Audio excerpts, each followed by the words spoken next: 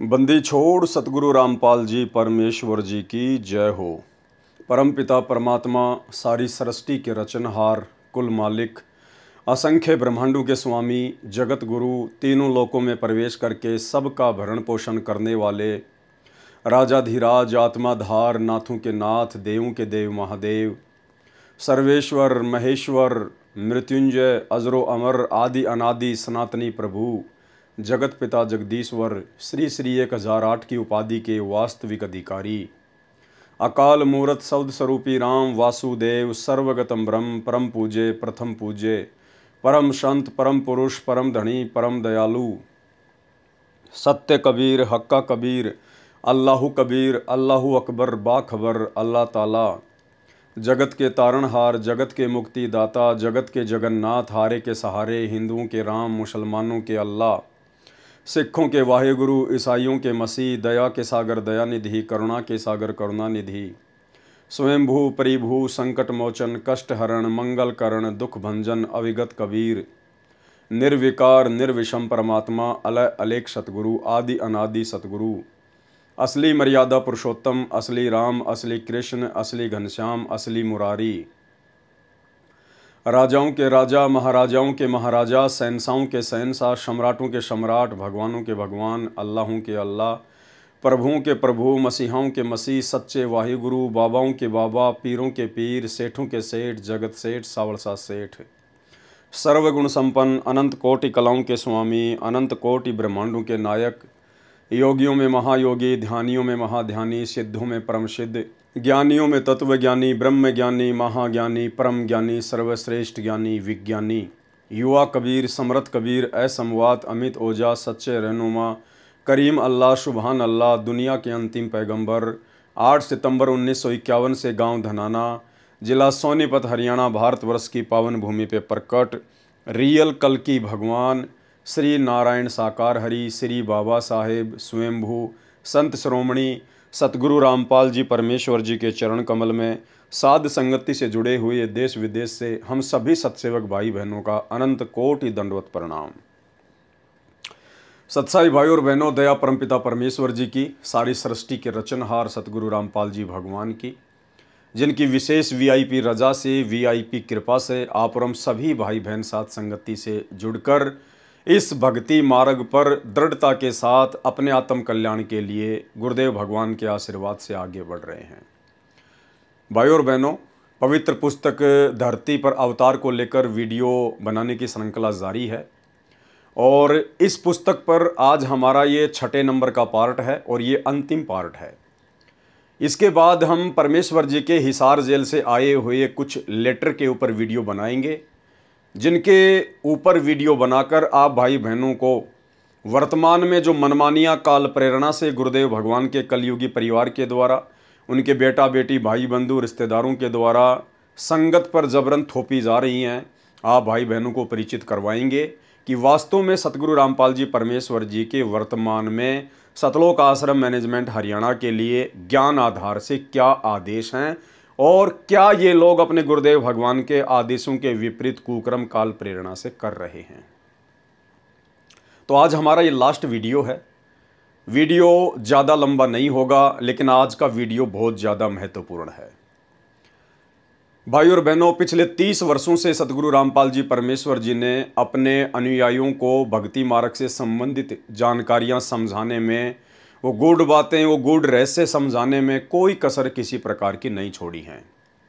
देश काल और परिस्थितियों के अनुसार सतगुरु रामपाल जी परमेश्वर जी ने अपने भक्तों पर भक्ति पर लगाए रखने के लिए काफ़ी कुछ उनको हल्की फुल्की छूट भी दी, ताकि ये आत्मा किसी प्रकार से भक्ति मार्ग पर लगी रहे। और जब धीरे धीरे इनको ज्ञान होगा, सतगुरु की महिमा समझ में आएगी, भक्ति मार्ग समझ में आएगा, इस मनुष्य जन्म की प्राप्ति का मुख्य टारगेट समझ में आएगा, तो अपने आत्म कल्याण के प्रति चिंतित होकर फिर ये आत्मा संकेतों में भी समझने लग जाएंगी कि हमने किस प्रकार से भक्ति मार्ग पर अपनी रहनी करनी को दर्शाते हुए मोक्ष प्राप्त करना है। लेकिन भाई और बहनों, परमात्मा के इतने प्रयासों के बावजूद भी आज उनके 90% फॉलोअर उनके अंतर्मन की बात को नहीं समझ पा रहे हैं, गुरुदेव भगवान के संकेतों को नहीं समझ पा रहे हैं। और ये जो समय मोक्ष प्राप्ति का जो निकलता जा रहा है, ये बहुत बड़ा धोखा खाने की स्थिति में खड़े हैं। आज परमेश्वर ने विशेषकर सिख समाज के लिए इस पवित्र पुस्तक धरती पर अवतार के अंदर पेज नंबर 158 पर एक विशेष संदेश दिया है, जो सिख समाज आज भी अपनी सिक्खी को नहीं छोड़ रहा है। कौन सा सिख समाज? वो सिख समाज और उस सिख समाज से संबंधित लोग जो सतगुरु रामपाल जी परमेश्वर जी से दीक्षा लेकर सतगुरु रामपाल जी परमेश्वर जी को अपना वाहे गुरु बनाकर, अपना सतगुरु बनाकर और अन्य सभी गुरु साहिबानों को छोड़ चुके हैं, त्याग चुके हैं। सतगुरु रामपाल जी से उपदेश लेने के बावजूद व्यक्ति मानव धर्मी बन जाता है, वो सतगुरु रामपाल जी का शिष्य बन जाता है। फिर वो ना ही तो गुरु गोविंद सिंह जी का फॉलोवर रहता है, ना वो नानक जी का फॉलोवर रहता है, ना वो तेग बहादुर जी का फॉलोवर रहता है। और यदि कोई नादान व्यक्ति दो नावों की सवारी करता है, जैसे सिख समाज से होने के बावजूद सतगुरु रामपाल जी परमेश्वर जी को भी अपना सतगुरु धारण कर लिया और दूसरी तरफ सिख समाज की भी परंपराओं को निभा रहा है, तो उस व्यक्ति की हालत तो धोबी के कुत्ते वाली होती है, ना घर का ना घाट का। संत रामपाल जी से दीक्षा लेकर ना तो वो व्यक्ति पूर्णतया सिख समाज का सिख रहा और उस सिख समाज की उन पुरानी परंपराओं को ना त्याग कर, ना छोड़कर और वर्तमान में ना उपदेश लेने के बाद वो सही प्रकार से सतगुरु रामपाल जी भगवान का शिष्य बना, तो उसकी स्थिति तो धोबी के कुत्ते वाली है। तो आज जिन जिन भगत भाइयों की स्थिति धोबी के कुत्ते वाली है, यानी जो मेरे खुद के गुरु भगत भाई हैं, जो संत रामपाल जी के शिष्य भी हैं और सिख समाज की उन परंपराओं को भी निर्वाह कर रहे हैं, ढो रहे हैं, आज का वीडियो विशेषकर उन्हीं आत्माओं को डेडिकेट है। और अब वो समय निकल चुका है कि परमेश्वर आप जी को पुचकार पुचकार के सहला सहला के भक्ति मार्ग पर लगाएंगे। अब ये फाइनल स्टेज का समय है, फाइनल स्टेज आ चुकी है। अब यहाँ किसी के साथ कोई यारी दोस्ती रिश्तेदारी सतगुरु रामपाल जी भगवान निभाने वाले नहीं हैं। उन्होंने जो कुछ अपने भक्ति मार्ग के विषय में, आत्म कल्याण के विषय में बताना था, खुलकर बता दिया। और यदि अब आप पूर्णतया अपने गुरुदेव भगवान के प्रति समर्पित होकर भक्ति नहीं करेंगे, तो भाई धोबी के कुत्ते वाली स्थिति से आपको फिर कोई बाहर नहीं निकाल सकता। तो आज का वीडियो उन भगत भाई बहनों के लिए जो ना तो असल में सिख हैं और ना असल में सतगुरु के शिष्य हैं। भाई और बहनों, जब हम नाम दीक्षा प्राप्त करते हैं, विशेषकर सतनाम की नाम दीक्षा जो कि 2 मंत्र का है, उसके बाद गुरुदेव भगवान हमें कुछ नियम बताते हैं, 34-35 नियम बताते हैं सतनाम की दीक्षा में। और उस समय गुरुदेव भगवान हमें मर्यादाओं का एक पर्चा देते हैं, हमें मर्यादाओं का एक पर्चा भी देते हैं जिसमें 35 नियम लिखे होते हैं। जैसे सत्य नाम प्राप्ति के लिए तथा प्राप्त करने के बाद आवश्यक नियम, जिनमें से एक भी नियम खंड नहीं करना है। यदि निम्न नियमों का पालन नहीं कर सकते तो सत्य नाम ना लें। यहां पर ये नियम नंबर 9 है, 9 नंबर मर्यादा। इसमें सतगुरु रामपाल जी परमेश्वर जी ने विशेषकर सिख समाज से जुड़े हुए लोगों के लिए क्या कहा है? सिखों को छोड़कर संत बाबा रूप में दाढ़ी ना हो। क्या लिखा है कि सिखों को छोड़कर और संत और बाबा रूप में मेरे फॉलोवर दाढ़ी वाड़ी, लंबे लंबे बाल वगैरह, पगड़ी वगड़ी वगैरह नहीं रख सकते हैं। ये सतगुरु रामपाल जी का आदेश है, उनका वचन है, उनका नियम है। लेकिन इस 9 नंबर नियम को भाई और बहनों तमाम सिख लोगों ने जो सतगुरु से दीक्षा प्राप्त कर चुके हैं, उन्होंने इस नियम को उल्टे रूप में ले लिया। वो इस नियम की गहराई को समझ नहीं पाए और उन्होंने सोच लिया कि हमें तो सतगुरु रामपाल जी ने यानी हमारे गुरुदेव भगवान ने लंबी लंबी दाढ़ी रखने की छूट दे दी है, सर पर पगड़ी रखने की छूट दे दी है, हाथ में वो कड़ा पहनने की छूट दे दी है, छोटी सी 6 इंच की वो कृपाण रखने की छूट दे दी है। नहीं, आप इस 9 नंबर नियम को समझ नहीं पाए और ना समझ पाने के कारण ही आज तक आप जी धोबी के कुत्ते वाली स्थिति में खड़े हैं, सतगुरु रामपाल जी के शिष्य होने के बावजूद। सतनाम प्राप्ति के बाद ये 9 नंबर का नियम क्या कहता है दास बहुत पहले एक पूरा वीडियो इस विषय पर बना चुका है। आपको छोटा सा वो वीडियो दास दिखाना चाहेगा 4-5 मिनट का, जिसमें विशेषकर दास ने इसी 9 नंबर के नियम के ऊपर सिख समाज से जुड़े हुए सतगुरु रामपाल जी परमेश्वर जी के फॉलोवर के लिए बनाया था। तो पहले आप सुनिए ये छोटा सा वीडियो और समझिए नियम नंबर 9 को, और उसके बाद फिर सतगुरु रामपाल जी परमेश्वर जी ने इस पुस्तक धरती पर अवतार के अंदर सिख समाज से जुड़े हुए अपने भक्तों के लिए क्या कुछ दिशा निर्देश दिए हैं, आपको वो भी बताए जाएंगे। सुनिए। अब भाई और बहनों, जब हम पूज्य गुरुदेव भगवान से उपदेश प्राप्त करते हैं और जब हम सतनाम प्राप्त करते हैं, तो सतनाम के जो 34 नियम हैं उनमें एक नियम है 9 नंबर का नियम। उस 9 नंबर के नियम में परमेश्वर ने एज इट इज़ ऐसा ही लिखा हुआ है जो आपको स्क्रीन पर लिखा हुआ दिखाई दे रहा है। सिखों को छोड़कर संत बाबा रूप में दाढ़ी ना हो।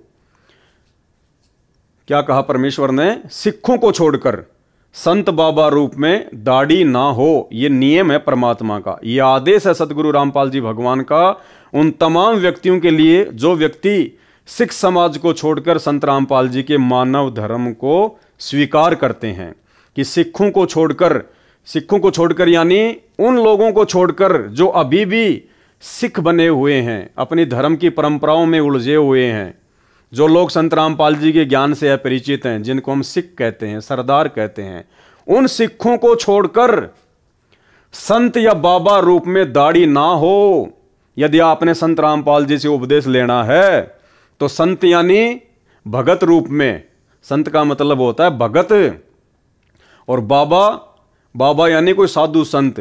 तो संत रामपाल जी का ज्ञान समझने के बाद में यदि कोई उपदेश लेना चाहेगा और पहले यदि वो बाबा था, लाल कपड़े पहनता था, या पहले वो सरदार था, गुरुद्वारों में पाठी था, जो भी था, पहले जो बाबा रूप में था, जो साधु रूप में था, तो उसको अपनी साधुता छोड़नी पड़ेगी। साधुता का मतलब वो वेशभूषा, वो परंपरा, वो दाढ़ी, वो मूछ, वो उसने कटवानी पड़ेगी अगर संत रामपाल जी से नाम लेना है तो। क्योंकि यहाँ सख्त आदेश है कि संत बाबा रूप में दाढ़ी ना हो।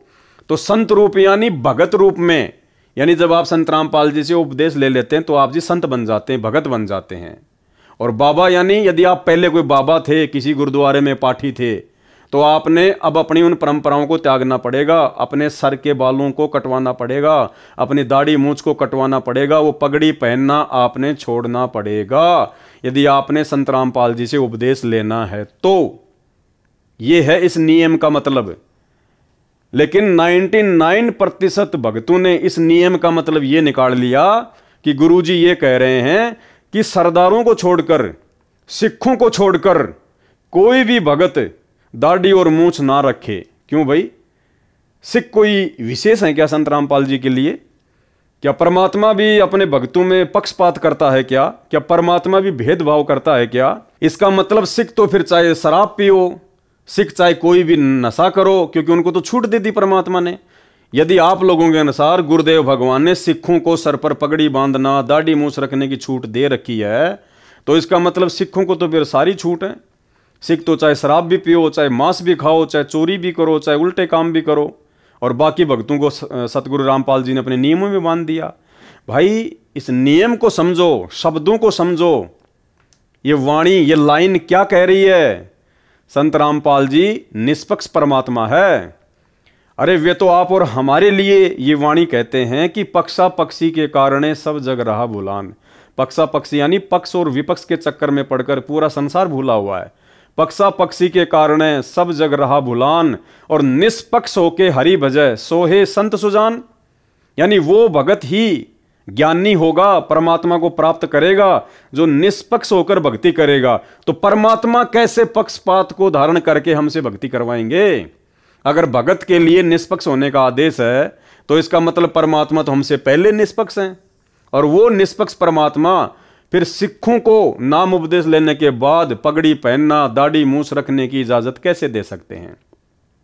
तो वाणी का जो अर्थ है वो ये है कि सिखों को छोड़कर, यानी उन व्यक्तियों को छोड़कर जो अभी भी सिख धर्म को अपना रहे हैं, जो अभी भी संत रामपाल जी के ज्ञान से, उनकी भक्ति से दूर हैं, उन सिखों को छोड़कर संत बाबा रूप में दाढ़ी ना हो।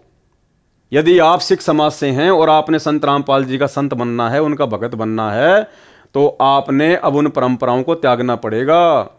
आपने दाढ़ी वाड़ी को कटवाना पड़ेगा, पगड़ी वगड़ी पहनना आपने छोड़ना पड़ेगा। ये है, यहाँ संत रामपाल जी ने कहा कि सिखों को छोड़कर, ये नहीं कहा कि सिख भक्तों को छोड़कर, ये शब्द नहीं कहे उन्होंने, खाली कहा सिखों को छोड़कर, ना कि सिख भक्तों को छोड़कर। तो भाई अब आपने उन परंपराओं का परित्याग करना पड़ेगा अगर अपनी भक्ति सफल करनी है। तो आपने सिंपली यदि संत रामपाल जी का भगत बनना है तो देख लो ये तमाम लोग, ये देख लो तमाम लोग, किसी के सर पे भी आपको ना तो कोई टोपी दिखाई देगी, ना किसी के गले में आपको कोई लॉकेट दिखाई देगा जो ईसाई धर्म में पहना जाता है, ना किसी के सिर पे आपको कोई जो है वो पगड़ी दिखाई देगी, ना किसी के चेहरे पे आपको कोई बड़ी बड़ी दाढ़ी दिखाई देगी। जबकि ये तमाम लोग, इनमें से कोई हिंदू भी है, कोई मुसलमान भी है, कोई सिख भी है और कोई ईसाई भी है। तो ये व्यक्ति हैं असल में संत रामपाल जी के फॉलोवर। ये हैं वो व्यक्ति जिन्होंने पहले वाले तमाम धर्मों की तमाम परंपराओं को परित्याग कर दिया, जिन्होंने पहले जिस भी धर्म से जुड़े हुए थे उन तमाम पहचान को इन्होंने मिटा दिया, और संत रामपाल जी के मानव धर्म से जुड़ने के बाद इन्होंने अपने ऊपर मानव धर्मी का ठप्पा लगा लिया। ये हैं संत रामपाल जी के फॉलोवर, जो संत रामपाल जी जैसे ही दिखाई दे रहे हैं। परमात्मा कहते हैं कि गुरु को कीजिए दंडवत और कोटि कोटि प्रणाम, और कीट न जाने भृंग को गुरु कर ले आप समान। सतगुरु ने इन सब भक्तों को ज्ञान देकर अपने समान कर लिया, अपने जैसा बना लिया इन सबको। इनमें और सतगुरु रामपाल जी भगवान की वेशभूषा में आपको किसी भी प्रकार का कोई भी डिफरेंस नजर नहीं आएगा। ये सभी धर्मों के लोग बैठे हुए हैं, लेकिन आप देख सकते हैं किसी भी व्यक्ति की पहचान पहले वाले धर्म नहीं है, ये सब मानव धर्मी हैं। संत रामपाल जी जैसे एक आम नागरिक की तरह आपको दिखाई दे रहे हैं। तो भाई और बहनों, नियम नंबर 9 का वीडियो आपने देख लिया। अब शक और संदेह की कोई भी गुंजाइश नहीं होनी चाहिए। आपको भली बात समझ में आ गया होगा कि नियम नंबर 9 के माध्यम से सतगुरु रामपाल जी परमेश्वर जी ने सिख समाज से जुड़े हुए किसी भी व्यक्ति को उनसे दीक्षा प्राप्त करने के बाद सर पे पगड़ी रखना, लंबी लंबी दाढ़ी रखना, किसी भी चीज की कोई छूट नहीं दी है, क्योंकि संत रामपाल जी समदृष्टि हैं और पिता अपने बच्चों में किसी प्रकार का कोई भी भेदभाव नहीं करता है।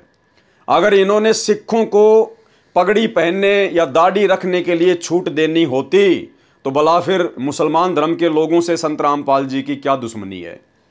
मुसलमान धर्म के लोगों को भी वो छोटी छोटी दाढ़ी और मूछ साफ रखने की छूट दे देते, सर पर टोपी रखने की छूट दे देते, लेकिन ऐसा उन्होंने नहीं किया। लेकिन यहाँ पर लोग इस नियम को समझ नहीं पाए। वो छोटा सा वीडियो देखकर उम्मीद करूँगा आपने नियम को समझ लिया होगा।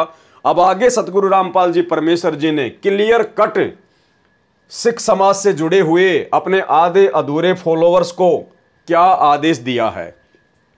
आधा अधूरा दास इसलिए कह रहा है कि सतगुरु रामपाल जी से उपदेश लेने के बाद, सतगुरु रामपाल जी को अपना वाहे गुरु बनाने के बाद, यदि इनके फॉलोअर सिख समाज की परंपराओं को भी ढो रहे हैं, सिख समाज की परंपराओं में भी घुसे हुए हैं, उन्हीं पुरानी रीति रिवाजों को फॉलो कर रहे हैं, तो ना तो वो सिख समाज के लायक है और ना वो सतगुरु रामपाल जी के लायक हैं। वो तो धोबी के कुत्ते वाली स्थिति में खड़े हैं।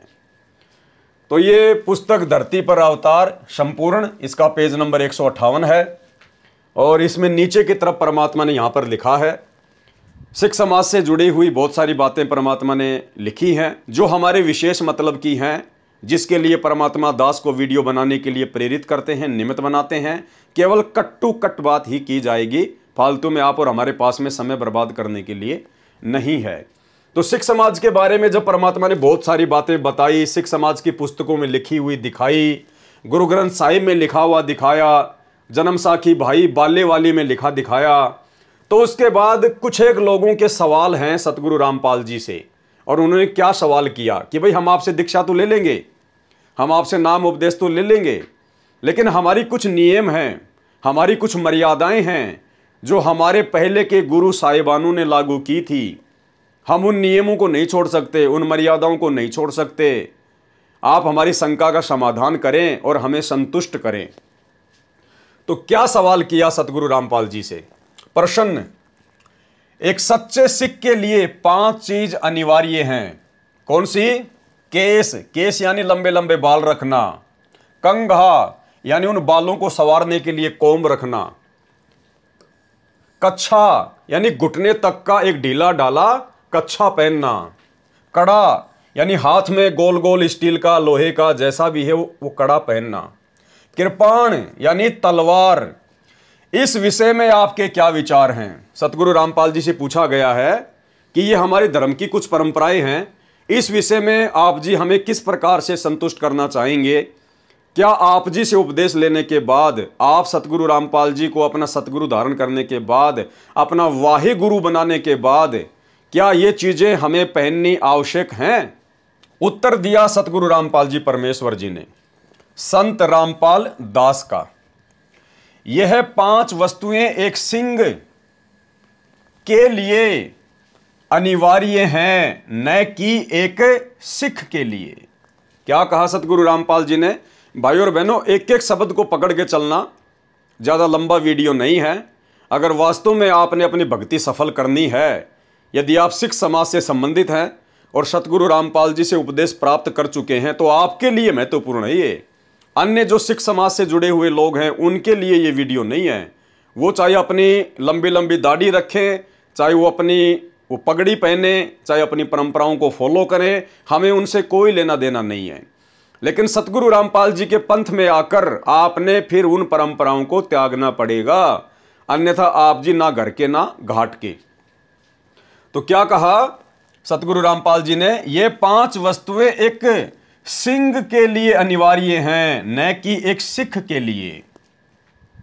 अब सिंह और सिख में रात दिन का अंतर है। जो 5 वस्तुएं बताई गई हैं, जो सिख समाज में वर्तमान में प्रचलित है, गुरुदेव भगवान कह रहे हैं कि ये 5 वस्तुएं एक सिंह के लिए अनिवार्य हैं, ना कि एक सिख के लिए। सिख का मतलब क्या होता है? शिष्य। सिख कोष्टक में लिखा है शिष्य। सिख उसको कहते हैं जिसने कोई वक्त गुरु बना रखा हो। सिख किसे कहते हैं? सिख यानी शिष्य, जिसने कोई वक्त गुरु बना रखा हो। वर्तमान में जिसका गुरु जिंदा हो उसको कहते हैं शिष्य।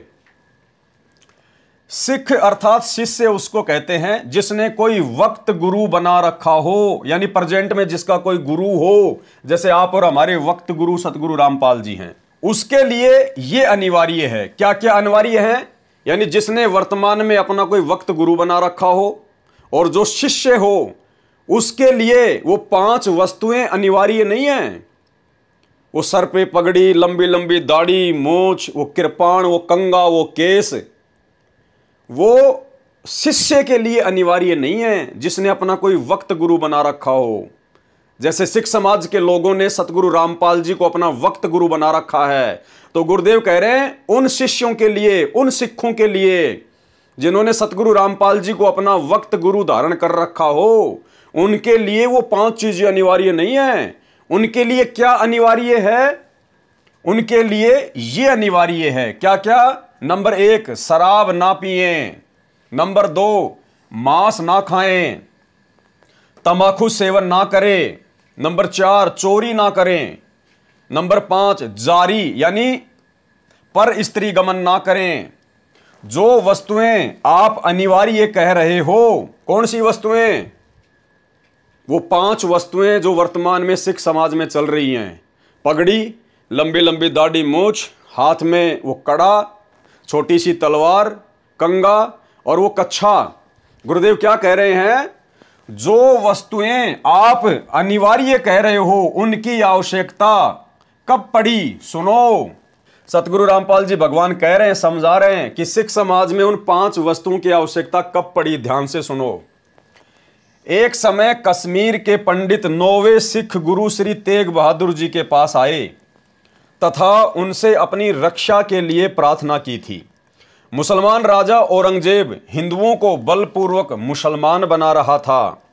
श्री तेग बहादुर जी ने उनकी सहायता का वचन दे दिया, जिसके परिणाम स्वरूप श्री तेग बहादुर जी को अपने प्राणों की आहुति भी देनी पड़ी। उनके पश्चात उनके सूरवीर पुत्र श्री गोविंद राय जी सिख गद्दी पर 10वें सिख गुरुजी के रूप में उत्तराधिकारी हुए। उन्होंने भी अपने पिता द्वारा दिए गए वचन की दृढ़ता से पालना की तथा मुसलमानों से अपने पिता का प्रतिशोध लेने के लिए क्रूर राजा को ललकारा, यानी औरंगजेब को ललकारा। उसके लिए श्री गोविंद सिंह जी ने लड़ाकू सूरवीर सिखों का चुनाव किया तथा उनको सिंह की उपमा दी गई। सिंह कौन है? गुरु गोविंद सिंह जी के द्वारा अपने पिता श्री तेग बहादुर जी की हत्या का मुगलों से बदला लेने के लिए जो सिख समाज में से लोगों को छांट छांट कर जो सेना तैयार की थी, उनको सिंह का नाम दिया, जिनका मुख्य काम लड़ाई झगड़ा था, मार काट करना था, भक्ति वक्ति से कोई लेना देना नहीं था। उसके लिए श्री गोविंद सिंह जी ने लड़ाकू सूरवीर सिखों का चुनाव किया था तथा उनको सिंह की उपमा दी गई। उनके लिए उपरोक्त वस्तुएं अनिवार्य बताई गई थी। उन सिंहों के लिए गुरु गोविंद सिंह जी ने जो फौज तैयार की थी लड़ने के लिए, उन लोगों के लिए वो 5 चीजें अनिवार्य की गई थी उस समय, जो उस समय अति आवश्यक थी, क्योंकि उस समय उनकी आवश्यकता थी। उन सिंहों के लिए श्री गोविंद सिंह जी ने यहां तक कहा था कि जो ये 5 वस्तुएं केस, कंगा, कच्छा, कड़ा तथा कृपाण धारण नहीं करेगा वह मेरा सिंह नहीं होगा। वह 5 वस्तुएं उस समय की लड़ाई के लिए तथा बचाव के लिए अनिवार्य थी। वर्तमान में यानी इस प्रेजेंट समय में, वर्तमान में इनकी आवश्यकता नहीं है। जैसे मुसलमान लोग कभी भी सिंहों पर आक्रमण कर देते थे, उनसे निपटने के लिए केस, कड़ा तथा कृपाण, कच्छा तथा कंगा कैसे अनिवार्य थे? नंबर 1, केस यानी बाल। सिर पर केस अधिक होने से लाठी तथा कृपाण के वार से बचाव होता था। नंबर 2, कंगा क्या काम आता था? बालों को संवारने के लिए कंगा अनिवार्य था। नंबर 3, हाथ में पहने जाने वाला वो कड़ा, वो क्या काम आता था? कड़ा भी अचानक आक्रमण होने पर ढाल की तरह अड़ाने के लिए काम आता था। और नंबर 4 पे है वो कच्छा। घुटनों तक का कच्छा अर्थात अंडरवियर तथा उसके ऊपर एक चद्दर पहनना अनिवार्य था। लड़ाई के समय चद्दर को सिर पर पगड़ी के स्थान पर बांध लेते थे तथा कच्छा दौड़ने चलने में सुविधाजनक था। और नंबर 5 पे वो कृपाण। तलवार का कार्य तो सर्वविदित है। तलवार तो खून खराबे का काम करती है, मरने मारने का काम करती है, उसका काम तो सर्वविदित है। ये उपरोक्त 5 वस्तुएं उस समय अनिवार्य थी जब सिखों व मुसलमानों का झगड़ा हो रहा था। हिंदू तथा सिख धर्म की रक्षा के लिए श्री गोविंद सिंह जी ने अपने दोनों पुत्रों को बलि चढ़ा दिया तथा अपने प्राणों की भी आहुति दे दी। मुसलमान बनना हिंदुओं के लिए क्यों गवारा नहीं था? यानी जबरदस्ती औरंगजेब जो हिंदुओं को मुसलमान बनाया करता था, तो हिंदू लोग मुसलमान क्यों नहीं बनना चाहते थे? क्या कारण था? क्योंकि मुसलमान मांस खाते थे तथा मुसलमान धर्म को स्वीकार करने वाले के लिए मांस खाना अनिवार्य था, जो हिंदुओं और सिखों को नापसंद था। इसी कारण से उपरोक्त घटनाएं घटी। वर्तमान में हिंदू तथा सिख अधिकतर मांस खाने लग गए हैं। अब आगे देखिए भाई और बहनों, जो 5 वस्तुएं सिंहों के लिए अनिवार्य कही गई थी, उनकी वर्तमान में आवश्यकता नहीं है, उस समय अनिवार्य थी। यानी सतगुरु रामपाल जी परमेश्वर जी ने सिख समाज के वो सभी लोग जो उनसे आकर दीक्षा लेते हैं, उनके लिए स्पष्ट रूप से कह दिया है, संकेत कर दिया है कि वर्तमान में यदि आप सिख समाज से हैं और मेरे से उपदेश लेने के लिए आते हैं, तो भाई वर्तमान में आप लोगों ने उन पुरानी परंपराओं को त्यागना पड़ेगा, छोड़ना पड़ेगा, अगर अपनी भक्ति सफल करना चाहते हो तो। क्योंकि वो 5 चीजें सिंहों के लिए अनिवार्य थी और वर्तमान में उसकी आवश्यकता भी नहीं है। और तुम तो वर्तमान में सिंह नहीं बल्कि शिष्य बन गए हो। असल में सिख का मतलब होता है शिष्य, और आपने तो संत रामपाल जी को अपना वक्त गुरु बना लिया है, प्रेजेंट गुरु बना लिया है। तो संत रामपाल जी से उपदेश लेने के बाद, संत रामपाल जी को अपना वाही गुरु बनाने के बाद, सिख समाज से जुड़े हुए किसी भी भाई को अब उन 5 वस्तुओं को अपने शरीर पर धारण करने की कोई आवश्यकता नहीं है। यदि वो फिर भी धारण करता है तो अभी उसकी आध्यात्मिक कमजोरी है, आध्यात्मिक नासमझी है, अज्ञानता है। अगर उसने इन वस्तुओं का त्याग नहीं किया तो वो व्यक्ति अपनी भक्ति सफल नहीं कर पाएगा। तो यहां गुरुदेव ने स्पष्ट मना कर दिया है, जो 5 वस्तुएं सिंहों के लिए अनिवार्य कही गई थी उनकी वर्तमान में आवश्यकता नहीं है, उस समय अनिवार्य थी। शंका जाहिर की फिर किसी सिख ने और क्या पूछा, ये हमारे गुरुजी का आदेश है, हमारे लिए सिरोधार्य है। उन्होंने कहा था कि जो ये 5 वस्तुएं धारण नहीं करेगा वह मेरा सिंह नहीं है। तो सतगुरु रामपाल जी परमेश्वर जी ने क्या जवाब दिया। एक पिता ने अपने संतान को सर्दी के मौसम में कहा, जो बच्चा पैरों में जुराब, जूते और शरीर पर जर्सी या कंबल धारण नहीं करेगा वह मेरा बच्चा नहीं है। अचानक पिता की मृत्यु हो गई। वे बच्चे गर्मियों के मौसम में जुराब, जूते, जर्सी तथा कंबल धारण किए हों और उनसे कोई कहे कि बच्चों अब गर्मी का मौसम है, जर्सी कंबल तो कम से कम उतार दो। वे बच्चे कहें कि हमारे पिताजी का आदेश है, हमारे लिए सिरोधार्य है, हम नहीं उतारेंगे। तो उन बच्चों को कुछ विवेक से भी काम लेना चाहिए। स्पष्ट कर दिया सतगुरु रामपाल जी परमेश्वर जी ने कि वर्तमान में परिस्थितियां वैसी नहीं हैं जो आपने उन 5 वस्तुओं को धारण करना अनिवार्य हो। वर्तमान में केवल आप एक परंपरा का निर्वाह कर रहे हैं, आप एक परंपरा को फॉलो कर रहे हैं। उस दाढ़ी मूछ का, उस पगड़ी का, उस 6 इंच की छोटी सी तलवार का, कंघे का, कच्छे का वर्तमान में कोई यूज नहीं है और ना ही वो चीजें अनिवार्य हैं। यदि फिर भी आप धारण कर रहे हैं, विशेषकर संत रामपाल जी के फॉलोअर होने के बाद, तो ये आपकी आध्यात्मिक नादानी है। यही स्थिति अब है जो कहते हैं कि हमारे श्री गुरु जी का आदेश है कि जो ये 5 वस्तुएं धारण नहीं करेगा वह सिंह नहीं है। उन्हें विचार करना पड़ेगा। क्या कह रहे हैं सतगुरु रामपाल जी कि उन भक्तों को विचार करना पड़ेगा कि इन वस्तुओं की वर्तमान में आवश्यकता नहीं है। अब आपसी लड़ाई नहीं है, अब शांति है, सर्दी का मौसम नहीं है, अर्थात सब धर्मों के व्यक्ति प्यार से रह रहे हैं। अब कृपाण की लड़ाई नहीं रही। आजकल लड़ाइयां भी हाई टेक्निक हथियारों से होती है, जैविक हथियारों से होती है, मिसाइलों से होती है। आजकल लड़ाई में वो तलवारें काम नहीं ली जाती हैं।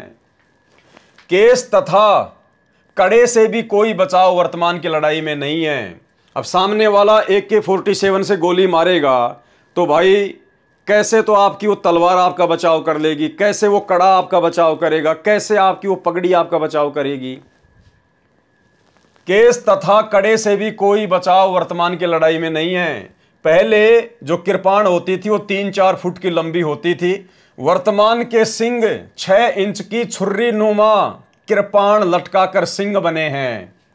यह केवल परंपरा बनकर रह गई। क्या कह रहे हैं सतगुरु रामपाल जी। जो लोग सिख समाज से संबंधित हैं, सतगुरु रामपाल जी से उपदेश प्राप्त कर चुके हैं और अपनी उन पुरानी परंपराओं को नहीं त्याग रहे हैं, 2 नावों की सवारी कर रहे हैं, ना घर के ना घाट के, उन लोगों को ध्यान से ये बात समझनी चाहिए। यह केवल परंपरा बनकर रह गई है, केवल एक रिवाज बन के रह गया, परंपरा बन के रह गई। और गुरुदेव भगवान संध्या आरती में कहते हैं, छोड़ देना पछलियों की रीत सतगुरु तारेंगे। जब तक हम अपने उन पहले वालों की परंपराओं का परित्याग नहीं करेंगे तब तक हम मोक्ष प्राप्त नहीं कर पाएंगे। यह केवल परंपरा बनकर रह गई है। इसका समाधान बुद्धिमान मानव विवेक से करे। गुरुदेव ने कह दिया कि बच्चों अपनी कॉमन सेंस से भी थोड़ा बहुत काम लो।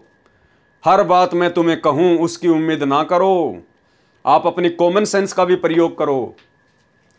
फिर गुरुदेव क्या कह रहे हैं, अगर सतगुरु रामपाल जी परमेश्वर जी के द्वारा इस पुस्तक में इतना कुछ लिखने के बावजूद भी यदि सिख समाज का कोई व्यक्ति जो उनका फॉलोअर है और फिर भी यदि वो उन पुरानी परंपराओं के वजन को अपने सिर से नहीं उतार रहा है, उन्हीं परंपराओं में फंसा रहना चाहता है, तो सतगुरु रामपाल जी का क्या संदेश है उन लोगों के लिए। फिर भी कोई ना माने तो न माने, मुझ दास संत रामपाल दास का मात्र सुझाव है कि भाई मैंने जो कहना था वो कह दिया, आगे मानना ना मानना ये तुम्हारे अपने बुद्धि विवेक के ऊपर है। क्यों? क्योंकि काल के साथ सतगुरु रामपाल जी भगवान का एग्रीमेंट है कि परमात्मा आप नीचे जाना, अपना ज्ञान देना, भक्ति मार्ग से संबंधित बातें बताना, क्या अच्छा है क्या बुरा है, और जबरदस्ती आप किसी के साथ ना करना। यदि कोई आपकी बात मान के आपकी भक्ति पर लगा रहे तो वो आपका, अन्यथा उसको मेरे मुख में ही छोड़ देना। तो अगर यदि हमने सतगुरु रामपाल जी परमेश्वर जी की इन बातों को फॉलो नहीं किया, ये बातें विशेषकर उन लोगों के लिए है जो सिख समाज से संबंधित हैं। यदि उन भक्तों ने सतगुरु से उपदेश लेने के बावजूद भी वो दाढ़ी वाड़ी नहीं कटवाई, मूछे वाछे नहीं कटवाई, यदि वो पगड़ी अपने सिर से नहीं उतारी, वो कड़ा वगैरह, वो कंगा वगैरह, वो कृपाण वगैरह रखना नहीं छोड़ा, तो भाई आप जी जिंदगी में सतगुरु रामपाल जी परमेश्वर जी की भक्ति करते करते भी मोक्ष प्राप्ति नहीं कर सकते। ये चीजें सतगुरु रामपाल जी परमेश्वर जी के मार्ग में बाधक हैं, क्योंकि ये चीजें एक धर्म विशेष की वर्तमान में पहचान बन चुकी है। ये चीजें एक परंपरा के तहत हैं, और संत रामपाल जी के भक्ति मार्ग में ना तो कोई धर्म विशेष की पहचान चलेगी और ना ही परंपरागत कोई वस्तु चलेगी। यदि आपने भक्ति सफल करनी है तो आपने इन चीजों का परित्याग करना पड़ेगा। आपने लोक लाज को जड़ से समाप्त करना पड़ेगा। आपके रिश्तेदार क्या कहेंगे, आपके समाज के लोग क्या कहेंगे, ये आपने ज्ञान आधार से निर्णय लेना है। बाकी संत रामपाल जी के मार्ग में अब ये बकवाद बिल्कुल भी नहीं चलेगी। यदि आप एक सिख बनकर, एक शिष्य बनकर भक्ति करना चाहते हैं तो, और यदि आप सिंह बन के रहना चाहते हैं तो भाई फिर आपको संत रामपाल जी की भक्ति से कोई लेना देना नहीं होना चाहिए। अगर आपको सिंह बन के रहना है, अपनी उन परंपराओं को अपने शरीर पर धारण करके रहना है, काल के जाल में गधे कुत्ते सुअर बनते हुए जन्मना और मरना है, 84 लाख में जाना है, तो भाई फिर आप संत रामपाल जी की भक्ति को छोड़ दीजिए, क्योंकि ये मार्ग आपके लिए नहीं है। तो भाई और बहनों, बिल्कुल क्लियर कर दिया है सतगुरु रामपाल जी भगवान ने। हाथ कंगन को आरसी क्या, पढ़े लिखे को फारसी क्या। इससे पहले भी दास 1.5 घंटे का पूरा वीडियो इसी विषय पर बना चुका है कि सरदार तो पूरी दुनिया में एक ही है, और लगभग 1 मिलियन लोगों ने उस वीडियो को देखा। तो भाई और बहनों, दास को सतगुरु रामपाल जी परमेश्वर जी ने जिस विशेष सेवा के लिए वर्तमान में निमित्त बनाया है, उस सेवा के तहत दास ने आप जियों तक ये संदेशा पहुंचा दिया है। परमेश्वर ने खुद अपने कर कमलों से इस पवित्र पुस्तक धरती पर अवतार के ऊपर लिखा हुआ है। पेज नंबर 158 से 160 आंख फाड़ के देख लेना। गूगल पर भी आप जी को ये पुस्तक मिल जाएगी, धरती पर अवतार PDF अगर लिखकर सर्च करेंगे तो भाई और बहनों, आज के वीडियो में केवल इतना ही। आगे आप जियों को हिसार जेल से आए हुए 2016 और 17 के जो लेटर हैं, जो दास के पास में सुरक्षित हैं, जो सतगुरु रामपाल जी परमेश्वर जी ने हिसार जेल से भेजे थे, सतलोक आश्रम मैनेजमेंट हरियाणा जिन लेटरों को संगत में वायरल किया करता था, अब उन लेटर के ऊपर आप भाई बहनों को वीडियो बनाकर समझाया जाएगा। क्योंकि भाई और बहनों, आज से पहले हम यदि उन लेटर के ऊपर वीडियो बनाते तो हम उनके गूढ़ रहस्यों को, उनमें छुपे हुए संकेतों को नहीं समझ पाते। क्योंकि देखो, यदि परमात्मा आप और हम साथ संगत वालों के लिए, अपनी अच्छी आत्माओं के लिए अगर हिसार जेल से बाहर कोई संदेश भेजेंगे तो माध्यम क्या होगा? जो लोग उनसे मिलने के लिए जाते हैं, तो उन्हीं के माध्यम से परमात्मा ने वो लेटर भेजे। लेकिन उन लेटर में क्या संकेत है, क्या लिखा हुआ है, सतगुरुदेव भगवान के कलयुगी परिवार वाले नहीं समझ पाए और उन्होंने संगत में वायरल कर दिया, और वो लेटर हमारे हाथ में लगे। अब परमेश्वर की दया से जो बुद्धि गुरुदेव भगवान ने हमारी खोली है साथ संगत वालों की, अब हमें वो चीजें समझ में आ रही हैं कि परमेश्वर ने तो बहुत समय पहले ही खुलासे कर दिए थे। तो अब हम बड़ी आसानी से, क्योंकि परिस्थितियां अब हमारे हक में हैं, आज गुरुदेव भगवान ने आप और हमारे आत्म कल्याण के लिए हम सत्सेवकों पर विशेष रजा रखते हुए परमेश्वर ने ऐसी परिस्थितियां पैदा कर रखी हैं कि आज हम उनके प्रत्येक संकेत को बड़ी आसानी से समझ सकते हैं। तो भाई और बहनों, आगे परमात्मा दया करेंगे, दास आपको लाइव की सूचना दिन में दे देगा। व्हाट्सएप के ग्रुप में मैसेज डाल दिए जाएंगे और दास का जो फेसबुक पेज है पवन दास इज़ लाइव, इसके ऊपर भी दास मैसेज डाल दिया करेगा 24 घंटे पहले। तो आगे जो वीडियो बनेंगे आप जियों को पहले सूचित कर दिया जाएगा। और आज के वीडियो में केवल इतना ही। गुरुदेव भगवान हमें आज्ञा दें, इजाज़त दें, आशीर्वाद दें। बंदी छोड़ सतगुरु रामपाल जी भगवान की जय हो।